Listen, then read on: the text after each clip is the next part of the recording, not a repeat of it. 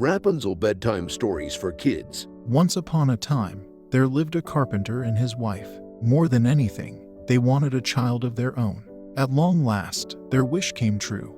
The wife was going to have a baby. From the second-floor window of their small house, the wife could see into the garden next door. Such fine fresh rows of plants and flowers there were, but no one dared to go over the garden wall to see them up close, for the garden belonged to a witch. One day the wife was looking down at the garden from her window.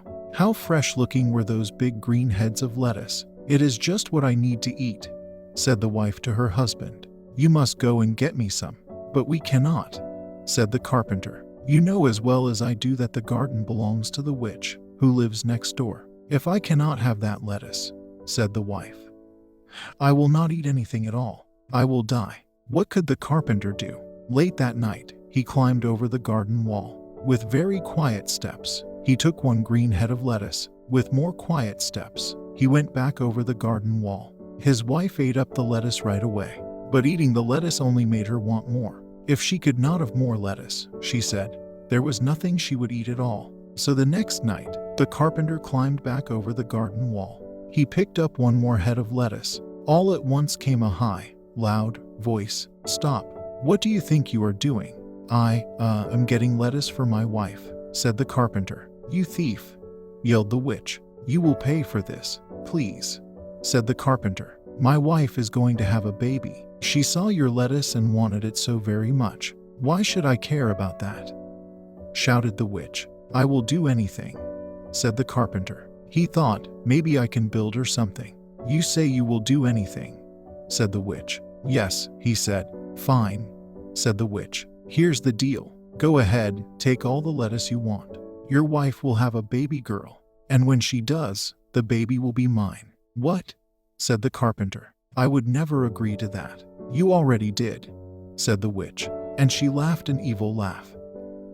Soon the wife had a baby girl, just as the witch had said. To keep the baby safe from the witch, the carpenter built a tall tower deep in the woods. He built stairs that led up to a room at the very top, a room with one window. He and his wife took turns staying with the baby, but the witch had a magic ball.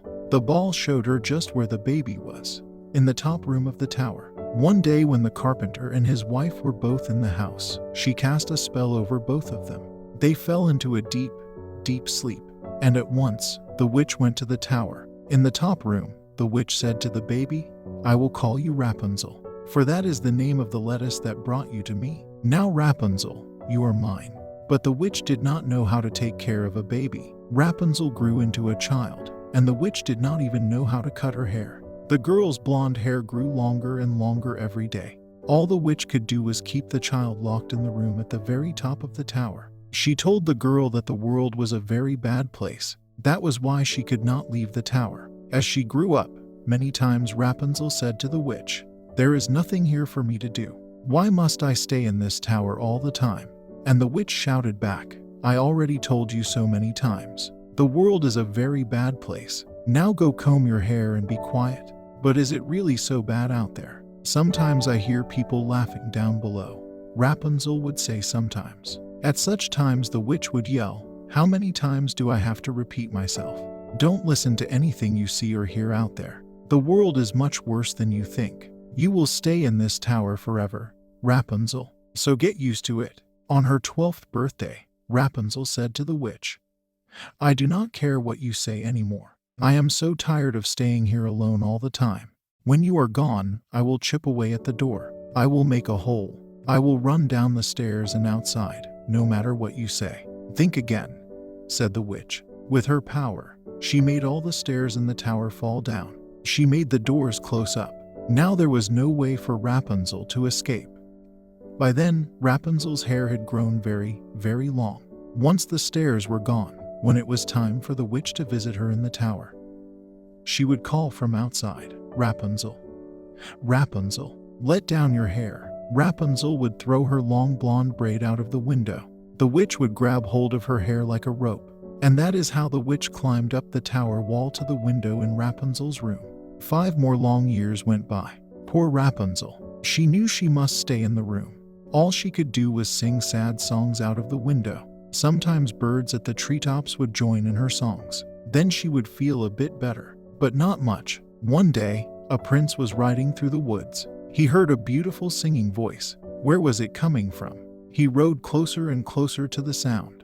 At last, he came to the tower. "This is odd," he said, looking around the tower wall. "There is no door at the bottom, yet someone is singing at the very top. How does anyone get in or out of there?" Each day, the prince came back to the tower. There was something about that voice that pulled him back. Who was that young woman singing at the top? Could he ever meet her? One day when the prince rode up, he saw an old woman standing below the tower. He jumped behind a tree to hide. It was a witch. He heard her call out, "Rapunzel, Rapunzel, let down your hair." A long blonde braid was thrown out from a window at the very top. The old woman grabbed onto the braid, and she climbed the wall to the window at the top of the tower. "Ah, ha," said the prince. "So that is how it is done." He waited. After a bit, the braid was thrown from the window again. The witch climbed back down the tower wall. Then she left. The prince waited. He stepped up to the tower. In a voice that sounded as much like the witch as he could, he called out, "Rapunzel, Rapunzel, let down your hair." In a moment, the same long blonde braid came out of the window. It worked, thought the prince. He climbed up the wall of the tower. You can be sure that Rapunzel was very surprised to see the prince climb into her window. She had never seen a person up close before other than the witch, and never a man. "Who are you?" she said in fear. "Do not worry," said the prince. "I am a friend, but I do not know you," said Rapunzel. "I feel as if I know you," said the prince, "since I have heard you sing songs from up here day after day. You have a beautiful voice, and I love it when the birds sing with you too." "Yes, I like that too," said Rapunzel. "It may be the only thing I like since I must stay here in this same old tower, day after day, my whole life long." Rapunzel told the prince about the witch. She told him that since the world was such a very bad place, she must always stay in the tower room. "But the world is not as bad as she says," said the prince. He told Rapunzel about flowers and festivals, games and gardens. He told her about puppies and puddles, strawberries and secrets. Many hours went by. At last, Rapunzel said he must go. "The witch may come back at any time." "Very well," said the prince, "but I will be back tomorrow." Rapunzel threw her braid out the window, and the prince climbed down. The next day, the prince climbed back up to Rapunzel's room. He said, "I have a surprise for you." He had brought strawberries for her. As she tasted a strawberry, Rapunzel thought, "Now I know that what I was told is not true. The world can be a very fine place. I must get out of this tower as soon as I can." "But how?" One day, the prince said, "If only you could get out of this tower. I can come and go by climbing up the walls by holding onto your braid.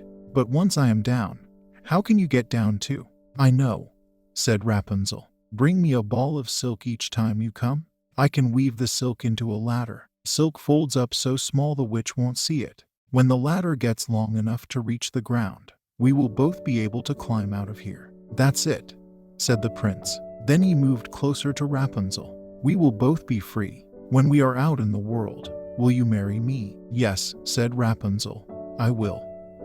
Every day after that, the prince brought a ball of silk to Rapunzel. Over time, she weaved the silk into a long ladder. On Rapunzel's 18th birthday, the witch spoke to her in a sharp voice. "Before you open your mouth this time," said the witch, "know this. I am sick and tired of hearing you talk about how alone you are in the tower all the time. It isn't going to change, Rapunzel, forever." "Who says I'm alone in the room all the time?" said Rapunzel. "What?" said the witch. "Who has been up here with you?"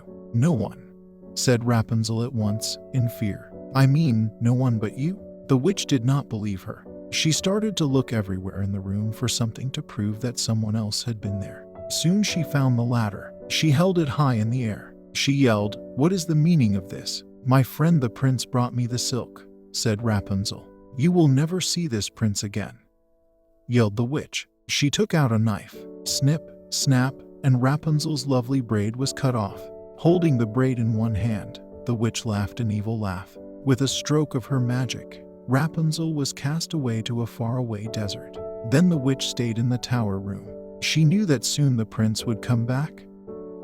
The witch did not have to wait long. Soon the prince was calling at the bottom of the tower, in a voice that was supposed to sound like her own. Rapunzel, Rapunzel, let down your hair. So that is how he did it, thought the witch, holding tightly to one end of Rapunzel's braid. She threw the braid out the window. The prince took hold and climbed up. When he got to the window, he was much surprised to see the witch. Where is Rapunzel? He called out. What have you done with her? You will never see your Rapunzel again, yelled the witch. The witch pushed the prince so hard that he lost hold of the window. Down, down, he fell. The prince landed on some bushes below. That helped with the fall, but the bushes had sharp thorns. Some of the thorns went into his eyes. The prince was blind. For 2 years the poor blind prince wandered the world, looking for Rapunzel. From morning to night he called for her, but it was no use. At last, he reached a desert. One day, he heard a beautiful voice singing. Oh, he thought, I know that voice. It was his dear Rapunzel. He went closer and closer to the voice he knew so well. My prince, called Rapunzel when she saw him. The two of them hugged tight. 2 tears of joy fell into the eyes of the prince. All at once, he could see again. And what happened next? Well, I'm sure you can guess. The prince and Rapunzel went back to the kingdom where the prince lived. They were married as soon as they could. The prince became king of the land and Rapunzel became queen. The two of them lived happily ever after.